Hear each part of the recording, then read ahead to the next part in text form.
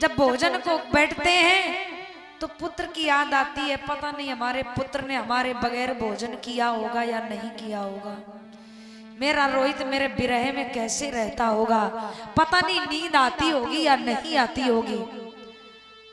रोहित के विरह में कुछ अच्छा नहीं लगता। और जब भोजन को बैठते तो बराबर वही ब्राह्मण देवता आते हैं। कड़ी मेहनत और बराबर 27 दिन बीत गए, भोजन नहीं पेट में गया। अंदाजा लगाओ, जिस व्यक्ति के पेट में 27 दिन भोजन न जाए और वो बराबर मेहनत करे, वो धरती पर चल पाएगा? लेकिन ये समय कुछ करवाए। एक दिन की बात, हरिश्चंद्र जल भरने आए हैं और जल भरने आए हैं तो रोहित की याद आ रही है। सोचते हैं पता नहीं लगता मेरा रोहित जीवन में कभी दोबारा नहीं मिलेगा।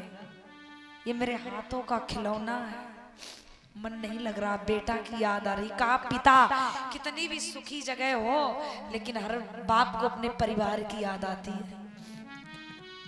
तब तक रानी तारा जल भरने गई और तारा ने कहा, स्वामी तारा तुम? स्वामी आप? हाँ जल लेने आए। मैं भी जल लेने आई हूँ। स्वामी आप इतना कमजोर क्यों हो? बोले तारा मुझे रोहित की याद आती है। हरिश्चंद्र ने सोचा अगर मैंने असली बात बता दी तो तारा हमारी धैर्य नहीं रखेगी, धैर्य का धारण नहीं करेगी। संसार की नारी भूखी रह सकती है लेकिन अपने पति को कोई भूखा देख नहीं सकती। हरिश्चंद्र ने कहा तारा भोजन मिलता है, लेकिन मैं क्या बताऊं, जब मैं भोजन को बैठता हूं तो मुझे रोहित की याद आती है। तारा कहने लगी, स्वामी आप यहाँ याद में रोते हो, वहां रोहित नहीं भोजन करता, वहां रोहित रोता है। तारा मेरा रोहित मुझे नहीं मिलेगा। स्वामी आप ऐसा क्यों बोल रहे हो? आपका रोहित आपको मिलेगा। आपका रोहित मैं ठीक से रख रही हूँ, वो ठीक से रह रहा है।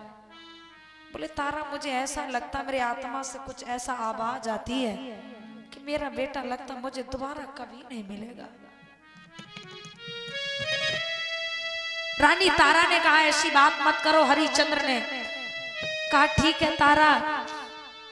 तारा ने कहा अपना शरीर का ख्याल करो। रानी तारा ने जल भरा लेकर के चली तो हरिश्चंद्र बोले तारा तुम इतना बदल गई, तुम्हें बात करने का समय नहीं है, मुझे जल उठवा दो। तारा बोली जल उठवाने की बात छोड़ो, मैं एक ब्राह्मण का जल भरती हूँ, मेरा धर्म चला जाएगा। मेरा धर्म ये नहीं है जो आपके मैं शरीर में भी हाथ लगाऊं। आपको छूने का अधिकार नहीं है। बेशक मैं पति पत्नी हूँ और कभी भी बगैर आपके मैं नहीं रहती थी, लेकिन आज मेरा ये समय है और मेरा धर्म नहीं मैं आपका घड़ा उठवाऊं। महाराज जमीन पर पैर फिसल गया, धरा धसक गई। अरे तारा एक समय था तू मेरे बगैर भोजन नहीं करती थी, एक समय था तू भोजन नहीं करती थी।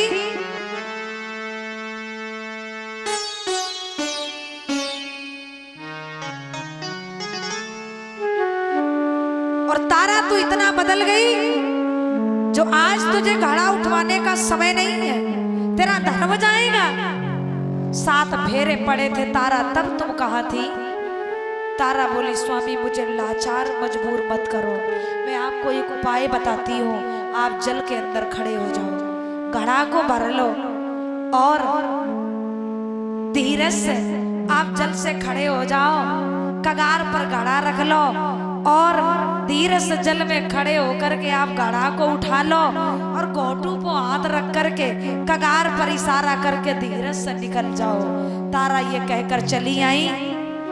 जब तक दिखती रही तब तक हरिश्चंद्र देखते रहे और जब तारा नहीं दिखने लगी तो हरिश्चंद्र ने वही नियम अपनाया, घड़ा भर के धरा और जैसे ही घड़ा भर के सर पर रखा तो वैसे ही महाराज पैर फिसल गया, शरीर ने साथ नहीं दिया, ताकत थी नहीं, घड़ा फैल गया, घड़ा फूट गया, जल फैल गया।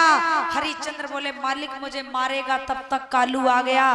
बोले हरिया पानी कहाँ? बोले घड़ा फूट गया मालिक, पानी फैल गया। बोले सुन, पाव भर सत्तू खाता वो ताकत कहाँ जा रही? अरे सुन, आज से तू घटिया से घटिया काम करेगा। बोले मालिक अगर इससे भी घटिया से घटिया हो वो भी मुझे मंजूर है। बोले आज से तू मरघट की रखवाली करेगा। बोले मालिक मुझे मंजूर है। बोले कर का टका वसूल करेगा? मंजूर है, मंजूर है।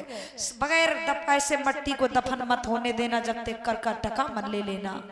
अंदाजा लगाओ, एक समय था करोड़ों का लेना देना, और एक समय स्वयं के लिए व्यक्ति के जीवन में कब मालूम कब कहां पर किस मोड़ पर खड़ा हो जाना पड़ जाए, वो भी धर्म के खातिर। आज का व्यक्ति कोई नहीं सहन करेगा। हरिश्चंद्र धर्म के खातिर मरघट की रखवाली कर रहे हैं।